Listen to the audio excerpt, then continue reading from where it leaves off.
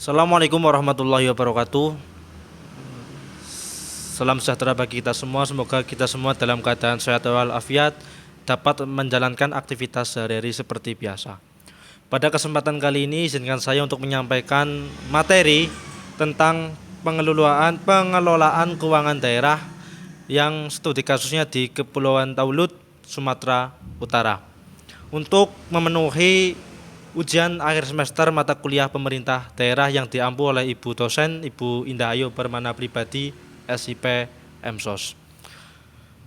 Yang pertama terkait dengan desentralisasi, merupakan penyerahan urusan pemerintah oleh pemerintah pusat kepada daerah otonom sebagaimana yang diatur dalam Undang-Undang Nomor 9 Tahun 2015 tentang pemerintah daerah.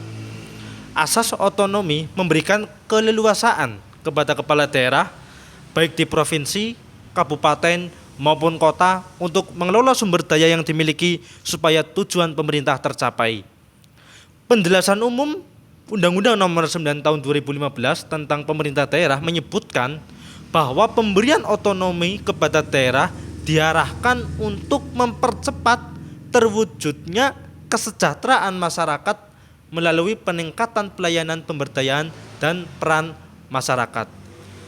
Kemudian yang selanjutnya terkait dengan proses perencanaan dan penganggaran yang memiliki berbagai tahap.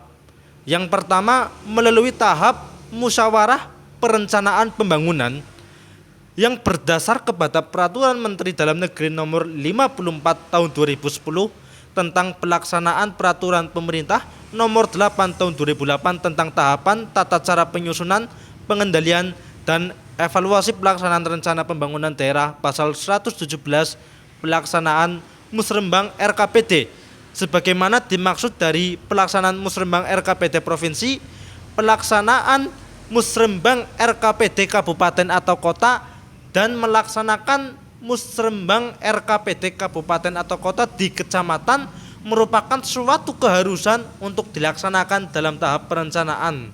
Tetapi sebagian masyarakat masih menganggap bahwa musrembang hanya sebatas formalitas pemerintah daerah. Dalam hal ini harus mampu meyakinkan masyarakat bahwa musrembang adalah proses yang harus dilalui berdasarkan Peraturan Menteri Dalam Negeri Nomor 54 Tahun 2010. Kemudian yang kedua yaitu pengesahan Renstra dan Renja SKPD. Sesuai dengan Peraturan Menteri Dalam Negeri Nomor 54 Tahun 2010 tentang pelaksanaan Peraturan Pemerintah Nomor 8 Tahun 2008 tentang tahapan, tata cara, penyusunan, pengendalian, dan evaluasi pelaksanaan rencana pembangunan daerah. Kemudian yang ketiga, alur penyusunan RKA SKPD sampai DPA SKPD. Nah, ini sesuai dengan berdasar Peraturan Menteri Dalam Negeri Nomor 13 Tahun 2006 tentang pedoman pengelolaan keuangan daerah pemerintah daerah, dan dalam hal ini satuan kerja perangkat daerah yang dilaksanakan sesuai alur penyusunan rencana anggaran-anggaran satuan kerja perangkat daerah.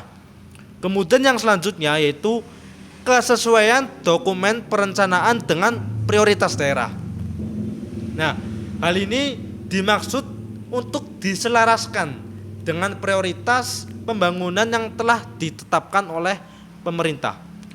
Kemudian yang kelima, sinkronisasi dan konsistensi perencanaan dan penganggaran.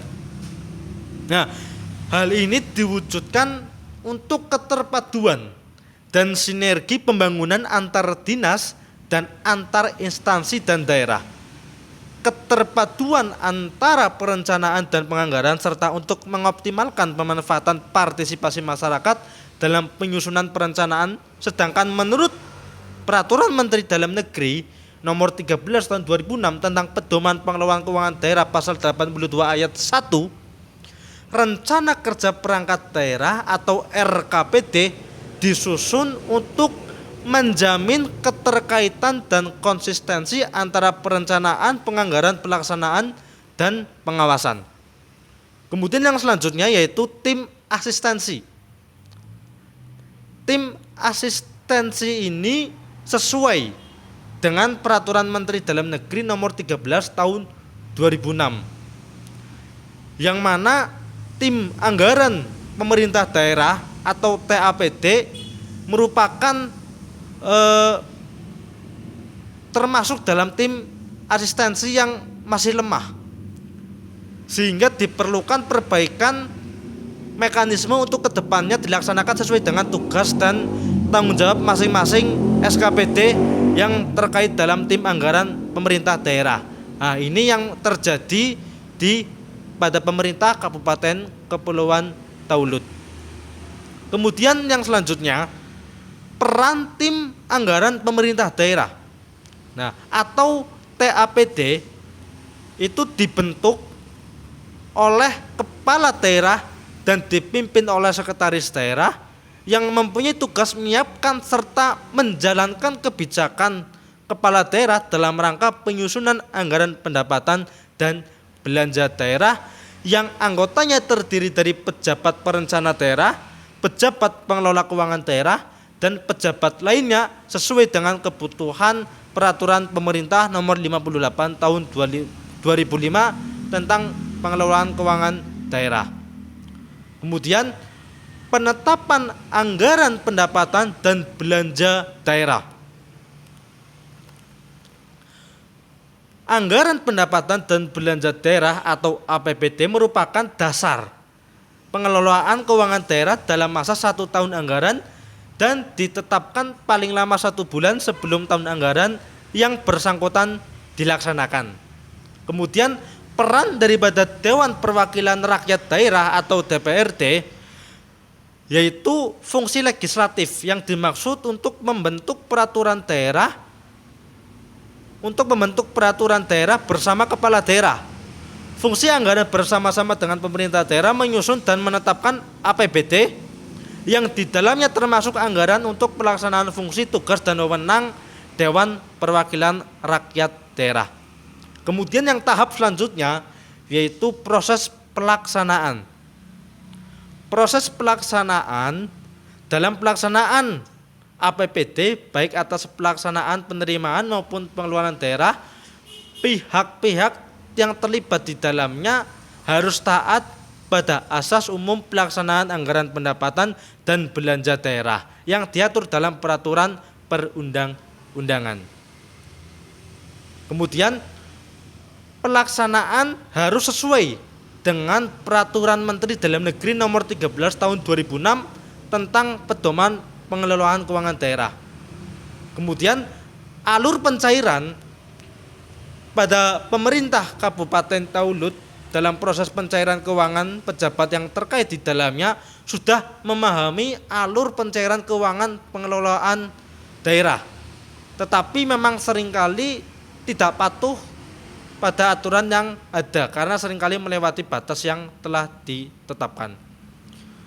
Lama pencairan, pejabat pengelolaan SKPD harus sudah memahami implementasi dari proses pencairan pelaksanaan program kerja, yaitu 2 hari lamanya sesuai regulasi yang mengatur peraturan Menteri Dalam Negeri.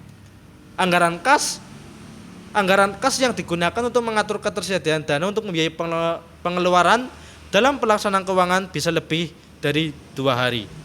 Nah, kemudian penyerapan anggaran yang ada di Kabupaten Kepulauan Taulud memang sudah melebihi target, tetapi apakah output dan outcome-nya bisa tercapai target atau tidak. Nah, kemudian yang terakhir yaitu ada beberapa hambatan pengelolaan maksud kami keuangan daerah. Sumber daya manusia. Kemudian yang kedua, sarana prasarana, yang ketiga letak geografis, yang keempat keterbatasan anggaran. Itu. Oke, mungkin itu yang dapat saya sampaikan pada kesempatan kali ini. Apabila terdapat banyak kesalahan mohon dimaafkan. Saya Ahmad Faiz dari Prodi Administrasi Publik kelas malam Universitas Nahdlatul Ulama Purwokerto angkatan 2021 mengucapkan terima kasih yang sebanyak-banyaknya. Terima kasih. Wassalamualaikum warahmatullahi wabarakatuh.